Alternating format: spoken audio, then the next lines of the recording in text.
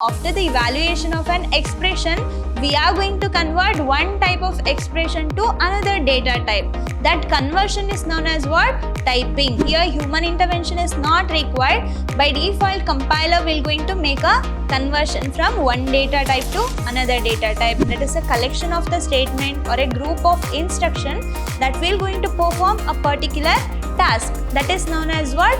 Function.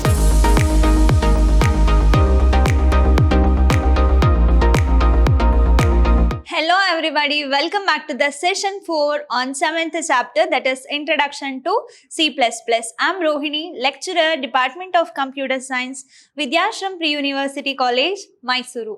So in our last session, we had a discussion regarding the operators. So as we all know that an operator is nothing but what? It is a symbol that is mainly used to perform a mathematical and logical operations. So based on that, we are going to group it whether it is belongs to unary operator or binary or ternary operator. So when it comes to the unary operator, so that operator will be used with a single operand. In binary, there will be two operands in order to perform any of the mathematical or logical operations. So when it comes to the ternary, that is also known as conditional operator. Which symbol we are going to use for that? That is question mark and colon. So if the condition is true, then the true part will going to execute. That is expression 2 will going to execute.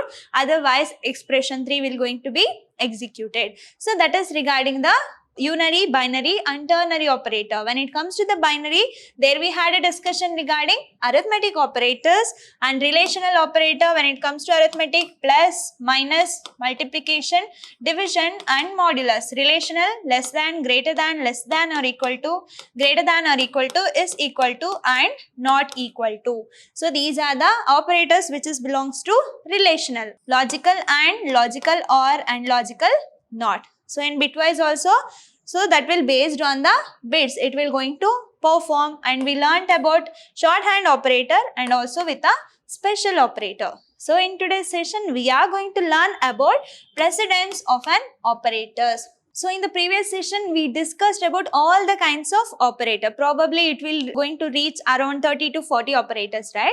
Then which operator must be evaluated first? Which has more priority? So that is regarding the precedence of an operator, and also we are going to learn about the type conversion. How we are going to convert one type of data type to another data type. That is what type conversion, and also we are going to have a look on the library function. So this will be my today's content.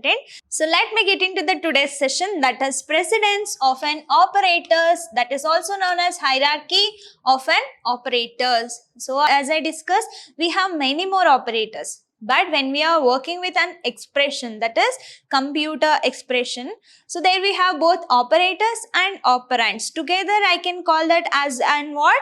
That is an expression, that is a combination of both operator and operand. When we are evaluating that expression, then we have to give some priority to the particular operators. So whatever the priority that we are going to give for the particular operator, that is known as what? Precedence of an operator. That is also called as hierarchy of an operator. That means which operator has more priority, which has to be executed first or which has to be evaluated first. So that is termed as what? Precedence of an operator. Then what are the operators that we can use? It can be arithmetic operators, it can be relational or logical operator, bitwise operator. It can be any kind of the operator. So that if the expression contains multiple operator, the order in which the operations carried out is called as precedence of an operator. If I am working with an expression, that is combination of operators and operands. So if I have only one operator, that is like 2 plus 3. So these two are the operands and this is operator. I have only one operator. At the time what I am going to do? So there will be no confusions. I am just going to perform this addition operation. But what if my expression contains multiple operators? So which operator should I evaluate first? So that is known as what? precedence of an operator, that is known as what? Hierarchy of an operator. So if the expression contains multiple operators, at the time in which order we are supposed to carry out that operation, that is evaluation of that expression, which are the operator to be operated first, that is also known as what? Hierarchy of an operator or precedence of an operator, and we can also term it as what? Priority or hierarchy of the operator. So now let me see the operator precedence table. Here whatever the operator which is present on the top will have a more priority, will have a high priority. So here we have category operators and it is associative, whether we are considering that from right to left or left to right. So that is what we have. So here when it comes to the postfix evaluation, there we have parenthesis, square brackets, arrow, dot, increment operator and decrement operator, and we have a unary operator and we have a multiplication, division, modulus. So this is what? Left to right. So multiplication has more priority than the division. So this division has more priority than the modulus symbol. So this table will going to help you out to get to know the precedence or a hierarchy of an operator. So this has more priority than this one and this has more priority than this one.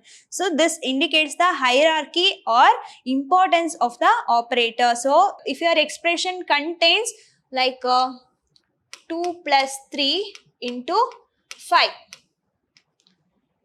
A is equal to 2 plus 3 into 5. So if I give you this expression, so what will be your answer? Probably it will be like what? 25. You are going to say it as 25. Why? Because you are going to add 2 plus 3, that becomes 5. 5 into 5 will be 25. But that is wrong. What we are supposed to take? According to the BODMAS rule, first we are supposed to do the multiplication. So that 3 into 5 will be 15 and 15 plus 2 becomes what? 17. This is the correct answer. This will be the wrong answer. How do I get to know that which operator should I evaluate first? When it comes to the mathematics, that is on the BODMAS rule we are going to do. So first we are going to give the preference to the brackets. Then we are going to perform the further operation. But when we are working with an expression in the computer, that is in the C++, at the time we are supposed to understand which operator has more priority and which operator has least priority. So based on that hierarchy, we are going to solve the expression. So you may end up with an error if you are not known about the precedence or a hierarchy of an operator. So this table will going to help you out in order to get to know the hierarchy or a precedence of an operator. So along with that we have some more operator. After this one we have these operator, that is we have bitwise OR and we have logical and logical OR, conditional or ternary operator is there, and we have assignment. At last we have a comma. This has the least priority. So this is about precedence of an operator or hierarchy of an operator. Then what is operator precedence in C++? We'll see now. So the order in which different types of operators are evaluated is called as what? Operator precedence. So overall, we are going to categorize the high priority operator first and low priority operator at least. So that is considering overall operator. But if we group it as arithmetic operator, relational operator or logical operator, which has more priority, we'll see now. So here the expression is evaluated in the following sequence. So arithmetic operators will going to evaluated or it will going to have the highest priority, then relational, and later on we are going to work with logical operators. So this is regarding operator precedence in C++, and this is also known as hierarchy of an operators. This is also known as priority of the operators. So based on the evaluation of the expression, here you can see the operator precedence. So here we have a logical NOT, parenthesis has more weightage. Before that we have a priority or hierarchy of the NOT, that is logical NOT, parenthesis, and arithmetic and modulus. And in come to the arithmetic, there we have plus and minus and relational operator. So when it comes to the relational, there we again it is segregated as what? less than, greater than, less than or equal to, greater than or equal to has more priority than this is equal to and not equal to. So based on this arithmetic, relational and logical operator, here based on the three types of operator, we are giving the priority, we are giving the hierarchy of the operator. So this is very, very important in order to evaluate any of the computer's expression. So by getting know the priority or hierarchy of the operator, whether are we supposed to evaluate the arithmetic, logical and relational operator first we have to understand and we have to analyze, then we have to evaluate the expression. This is about what precedence of an operator or hierarchy. So now let me move on to the next one, that is type conversion. So here type is nothing but data type. So this type indicates data type. So as of now, you just understand what is data type. So data types is nothing but what? It will going to specify which type of data that we are taking. So data can be anything. It can be numbers, alphabets, audio, video, anything it can be, right? But which kind of data we are taking, that specifies the type of a data. That is known as what? Data type. Then how we are going to convert one data type to another data type? That is data type conversion. That is also known as type conversion. So converting an expression of a given type into another type is called as what? Typecasting or type conversion. So after the evaluation of an expression, we are going to convert one type of expression to another data type. That conversion is known as what? Typing. That is typecasting or type conversion. Then how this typecasting will going to happen? That will be in the two types, implicit conversion and explicit conversion. So if the computer changes the data type of itself, then that will be implicit conversion. If I am going to try to convert the type of one data type to another data type, then that will be explicit conversion. So we have two types, explicit and implicit. So when it comes to the implicit, there is no human intervention is required. That means the computer by default, it will going to change the type. But when we are working with explicit conversion, there I have to specify the data type to be converted to another data type explicitly. So now we'll see about this implicit conversion and explicit conversion. So when it comes to the implicit conversion, here we does not require any operator. So the compiler does not require any of the operator in order to convert from one data type to another data type. So let me take one example here. So here short is a data type. Short is a data type and a is a variable, and I am storing 2000 as a value to that a value. So let me consider here short is a data type and a is a variable of the data type a. Short is equal to 2000. So what it means, I am storing this 2000 value to the variable called a. So after that, I am declaring one more variable with the data type integer, that is int b, and b is equal to a. How we are going to be do the assignment operation? We are going to copy the content of right hand side to the left hand side. So if I consider that one, what I am doing? So what is there in the a, that will be copied to this b. But a is a type of short, but b is a type of int. So when I am doing this implicit conversion, by default compiler will going to make a conversion of the short data type to the integer data types. So by default what it will going to do? It will going to convert a short data type into the int data type. That means what? If the data type is compatible, then only we can convert that kind of data type. So that is regarding implicit conversion. Here human intervention is not required. By default compiler will going to make a conversion from one data type to another data type. So in data type also we have the size and we have the priority. Based on that, low priority data type can be fit to the high priority data type, but we cannot convert from the high priority data type to the low priority data types. So that is regarding implicit conversion. So the C++ compiler will going to be implicitly convert, or it will going to promote the values if it can be done safely. So by making use of the compiler, by default it will going to convert the type from one data type to another data type. So this is regarding implicit conversion. So now let me move on to the next type, that is explicit conversion. So we know what is implicit. So by default it will going to happen. But when it comes to the explicit, here the user or a programmer will going to apply some action. They are going to use some operator in order to convert a data type from one data type to another compatible data types. So as we all know that C++ is a strong type language. So here human intervention is required when it comes to the explicit conversion. So let me take one example. Here short A is equal to 2000. So what is the data type here? That is short, and the variable name is A and the value is 2000. So this will going to be copied to this variable called A. And I am going to declare one more variable called B, which is of the data type integer. So int B in the sense what? B is a variable name or identifier name and int is a data type. So this is regarding declaration. But when it comes to the implicit, what I am going to do? I am just going to assign the value of A to B. So by default, what it will going to happen? So by default, it will going to convert a short data type to the integer data type. So that is regarding what? Implicit conversion.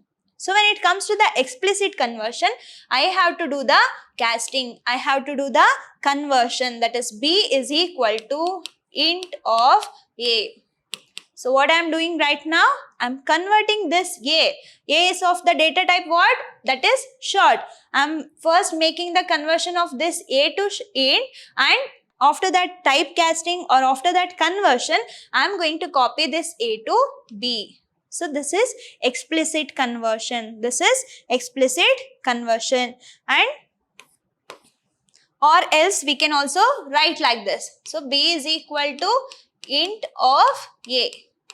So there will be a two possibility. We can write or we can categorize this data type or we can categorize the variable name. So after the conversion only, it will going to be become the integer data type. Initially it was short, but by making use of the explicit conversion or by making use of the typecasting, I have converted from the short to the integer data type. So here by default it is not taking, by forcefully, by action, I am converting that data type into another data type. So this kind of conversion is known as what? Explicit conversion. So based on our requirement, based on the changing of that particular data type, we are going to opt this explicit conversion. So this is regarding typecasting. Along with that, we have some more library functions in our C++. So as we all know that when we are working with a programming or when we are writing a program, at the time it is nothing but a set of statement, right? So how we are going to reduce the number of statement? By making use of the library functions. So functions, so understand one thing, function in the sense what? That is a statement, that is a collection of the statement or a group of instruction that will going to perform a particular task. That is known as what? Function. Already we have some of the built-in function. Instead of writing thousands of lines of code for a particular function, I just can call that function in my program. That will also going to save the programming time. So that methodology that we are going to work with library functions. So library functions are nothing but what? That has a inbuilt functions that will going to save the programming time. So why? Because if now for example, I want to find the square root. I want to find the square root of a number. So mathematically how we are going to do? So I am going to find the square root. So for that I have to perform several steps and then I am going to get the value of that particular square root, right? But what we are going to do? I am going to pack all the content into one function. So I am just going to call this function. By default it has a line of code. No need to write all the code from the scratch. When we have this library function, we can just call that function. By making a call of that function, it will going to perform all the basic terms.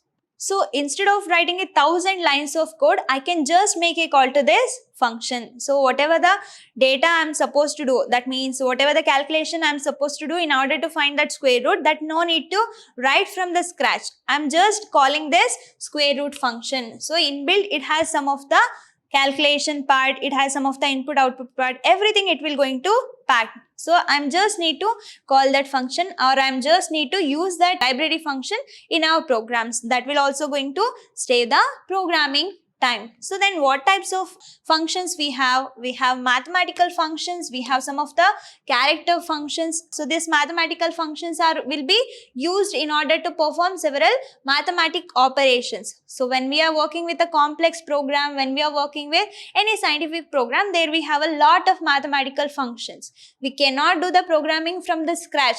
So instead of that, what we are going to do, we are going to write a code for that particular function, and it will be considered as a inbuilt function. So no need to write the code from the scratch. We can just call that function, or we can just use that function. That will going to perform the same operation as of the 1,000 lines of code. So that is what the thing that regarding you have to understand about the library function. So we have mathematical function in order to perform any mathematical related solution, and we have a character function. Character, already I told you that character is nothing but what? Single data element. So when it is a group of character, that is string. So when we also have some of the inbuilt function which is related to string, and also we have console input output. If I want to get done the work of a computer by the computer, then we are supposed to give the input and it will going to process, then it will going to give the output. So with respect to the input output function also, we have some of the functions. So we have some of the inbuilt function. So just I can make a call and I can use all the benefits of that particular function. And also we have some of the general purpose standard library function. So here you can see the example for function.